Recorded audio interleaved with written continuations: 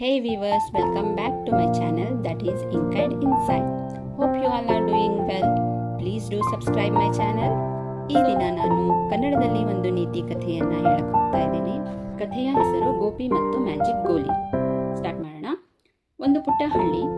ಆ ಹಳ್ಳಿಯಲ್ಲಿ ಸುತ್ತಲೂ ಗಿಡ, ಮರ, ಕೆರೆ, ಕಟ್ಟೆಗಳಿಂದ ಕೂಡಿದ ಸುಂದರವಾದ ಪರಿಸರ. ಅಲ್ಲಿ ಒಬ್ಬ ಪುಟ್ಟ 7 ವರ್ಷದ ಹುಡುಗನಿರ್ತಾನೆ. ಅವನ ಹೆಸರೇ ಗೋಪಿ. ಗೋಪಿಗೆ ಗೋಲಿ ಆಟ ಆಡೋದಂದ್ರೆ ತುಂಬಾ ಇಷ್ಟ. ಹಾಗಾಗಿ ಅವನು ತನ್ನ ಶಾಲೆಯ ರಜಾ ದಿನಗಳೆಲ್ಲ ಗೋಲಿ ಆಟ ಆಡೋದ್ರಲ್ಲೇ ಕಳೀತಾನೆ. ಒಂದು ದಿನ ಒಂದು ಮರದ ಕೆಳಗೆ ಸುಮ್ಮನೆ ಕೂತ್ಕೊಂಡಿರ್ತಾನೆ. ಅಲ್ಲಿ ಅವನ ಬೆರಳಿಗೆ ಏನೋ ಮೃದು ವಸ್ತು ತಾಕಿದಂಗಾಗುತ್ತೆ. ಏನಿರ್ಬೋದು ಅಂತ ನೆಲ ತೆಗೆದು ನೋಡ್ತಾನೆ. ಒಂದು ಸುಂದರವಾದ ಪ್ರಕಾಶಮಾನವಾದ ಗೋಲಿ ಫಳ ಫಳ ಅಂತ ಹೊಳಿತಾ ಇರುತ್ತೆ. ಅದರ ಸೌಂದರ್ಯವನ್ನ ನೋಡ್ತಾ ಇರ್ತಾನೆ. ಅಷ್ಟರಲ್ಲಿ ಆ ಗೋಲಿಯಿಂದ ಒಂದು ಧ್ವನಿ ಕೇಳಿಸುತ್ತೆ. ಅದು ಹೇಳುತ್ತೆ, ನಾನು ಅದೃಷ್ಟ ಬದಲಾಯಿಸೋ ಗೋಲಿ, ನನ್ನನ್ನು ನಿನ್ನ ಜೇಬಿನಲ್ಲಿ ಇಟ್ಟುಕೋ. ಇದರಿಂದ ನೀನು ಆಡುವ ಪ್ರತಿ ಆಟವನ್ನ ಗೆಲ್ಲಬಹುದು.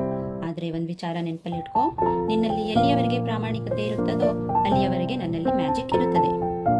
ಆಗ ಗೋಪಿ ಖುಷಿಯಿಂದ ಅದನ್ನ ಇಟ್ಕೊಂಡು ಓಡೋಗ್ತಾನೆ. ಅವತ್ತು ಇಡೀ ದಿನ ಗೋಲಿ ಆಟದಲ್ಲಿ ಗೋಪಿನ ಯಾರು ಸೋಲ್ಸೋದಿಕ್ಕೆ ಆಗ್ಲಿಲ್ಲ. ಅವನು ಎಲ್ಲರನ್ನೂ ಸೋಲ್ಸ್ಬಿಡ್ತಾನೆ. ಹಾಗೇನೆ ಅವನ ಬೆಸ್ಟ್ ಫ್ರೆಂಡ್ ರಾಜು ಕೂಡ ತನ್ನ ಎಲ್ಲಾ ಗೋಲಿಗಳನ್ನ ಸೋತೋಗ್ತಾನೆ. ಕೊನೆಗೆ ರಾಜು ತನ್ನ ಹತ್ರ ಒಂದು ಗೋಲಿ ಉಳಿದಿಲ್ವಲ್ಲ ಅಂತ ತುಂಬಾ ಬೇಜಾರಿಂದ ಅಳು ಮುಖ ಮಾಡ್ಕೊಂಡು ಹೋಗ್ತಾ ಇರ್ತಾನೆ.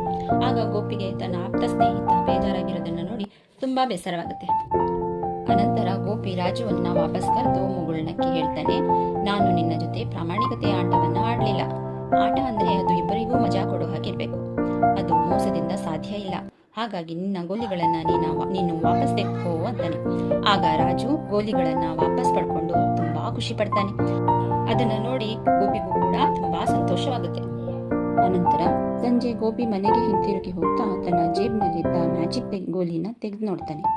ಅದು ಮ್ಯಾಜಿಕ್ ಗೋಲಿಯಾಗಿರದೆ ಒಂದು ಸಾಮಾನ್ಯ ಗೋಲಿಯಾಗಿ ಬದಲಾಗಿರುತ್ತೆ. ಅವನಿಗೆ ಮೊದಲಿಗೆ ಸ್ವಲ್ಪ ಬೇಜಾರಾಗುತ್ತೆ. ಆದ್ರೆ ಅನಂತರ ಅವನ ಸ್ನೇಹಿತ ರಾಜುವಿನ ಸಂತೋಷದಿಂದ ತುಂಬಿದ ಮುಖವನ್ನ ನೆನಪಿಸ್ಕೊಳ್ತಾನೆ. ಆಗ ಮುಗುಳ್ನಕ್ಕಿ, ಅಯ್ಯೋ, ಸಂತೋಷವಾಗಿರೋದಕ್ಕೆ ಯಾವುದೇ ಮ್ಯಾಜಿಕ್ ನ ಅವಶ್ಯಕತೆ ಇಲ್ಲ ಅಂತ ಮನಸ್ಸಲ್ಲಿ ಅಂದ್ಕೊಳ್ತಾನೆ. ಹಾಗೆ ರಾತ್ರಿ ಕಳೆದು ಬೆಳಕಾಗುತ್ತೆ.